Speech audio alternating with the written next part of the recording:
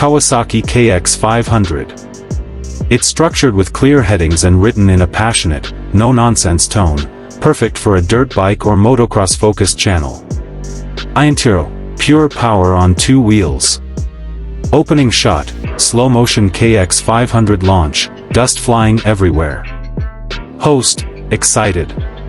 Forget everything you know about dirt bikes, because this one breaks all the rules. This is the Kawasaki KX500, a machine so powerful and raw, it's been terrifying riders and dominating tracks since the 80s. Let's dive into what made the KX500 the king of two-stroke monsters. History, the beginning of a beast. Kawasaki introduced the KX500 in 1983 as the top-tier model in its motocross lineup. But it wasn't until 1985 that the bike really found its stride, with a redesigned liquid-cooled engine that would go on to earn legendary status. For over 20 years, until it was discontinued in 2004, the KX500 was the weapon of choice for open-class motocross, desert racing, and hill climbing. The engine, brutal two-stroke power. Let's talk numbers.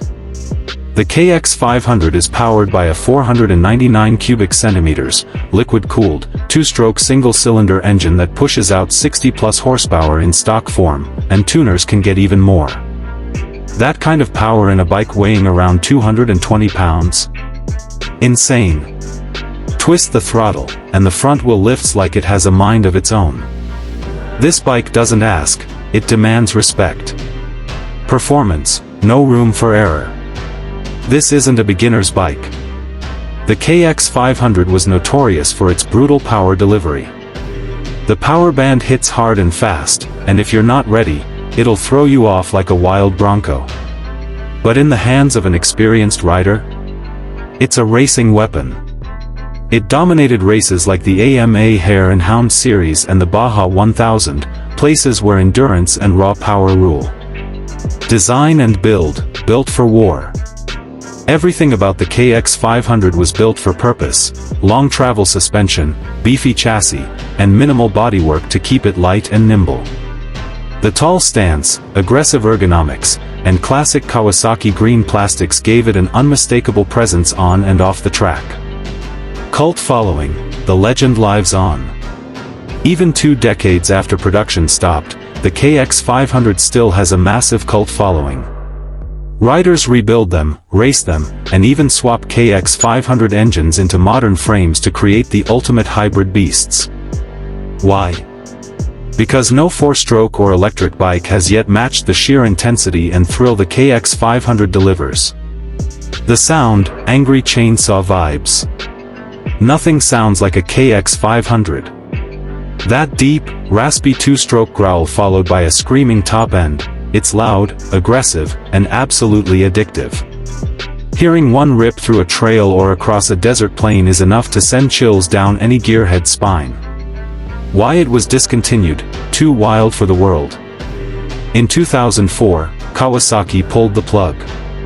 Emissions laws, the rise of 4-strokes, and a shrinking market for open-class 2-strokes meant the end for the KX500.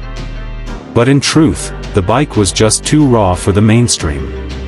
It wasn't easy to ride. It wasn't Kawasaki KX500. It's structured with clear headings and written in a passionate, no-nonsense tone, perfect for a dirt bike or motocross-focused channel. Interior, pure power on two wheels. Opening shot, slow-motion KX500 launch, dust flying everywhere. Host, excited. Forget everything you know about dirt bikes, because this one breaks all the rules. This is the Kawasaki KX500, a machine so powerful and raw, it's been terrifying riders and dominating tracks since the 80s. Let's dive into what made the KX500 the king of two-stroke monsters. History, the beginning of a beast. Kawasaki introduced the KX500 in 1983 as the top-tier model in its motocross lineup. But it wasn't until 1985 that the bike really found its stride, with a redesigned liquid-cooled engine that would go on to earn legendary status. For over 20 years, until it was discontinued in 2004, the KX500 was the weapon of choice for open-class motocross, desert racing, and hill climbing.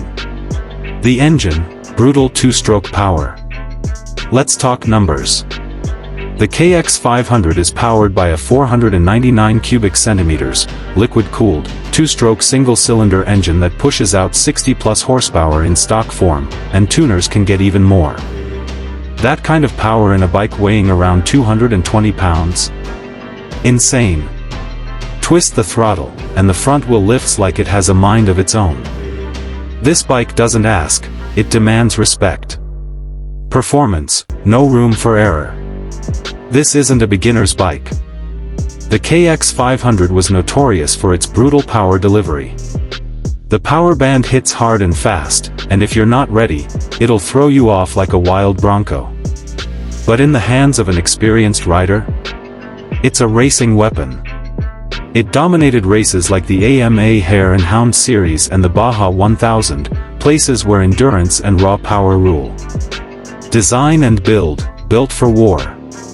Everything about the KX500 was built for purpose: long travel suspension, beefy chassis, and minimal bodywork to keep it light and nimble. The tall stance, aggressive ergonomics, and classic Kawasaki green plastics gave it an unmistakable presence on and off the track. Cult following, the legend lives on. Even 2 decades after production stopped, the KX500 still has a massive cult following. Riders rebuild them, race them, and even swap KX500 engines into modern frames to create the ultimate hybrid beasts. Why? Because no 4-stroke or electric bike has yet matched the sheer intensity and thrill the KX500 delivers. The sound, angry chainsaw vibes. Nothing sounds like a KX500. That deep, raspy 2-stroke growl followed by a screaming top end. It's loud, aggressive, and absolutely addictive. Hearing one rip through a trail or across a desert plain is enough to send chills down any gearhead's spine. Why it was discontinued? Too wild for the world. In 2004, Kawasaki pulled the plug.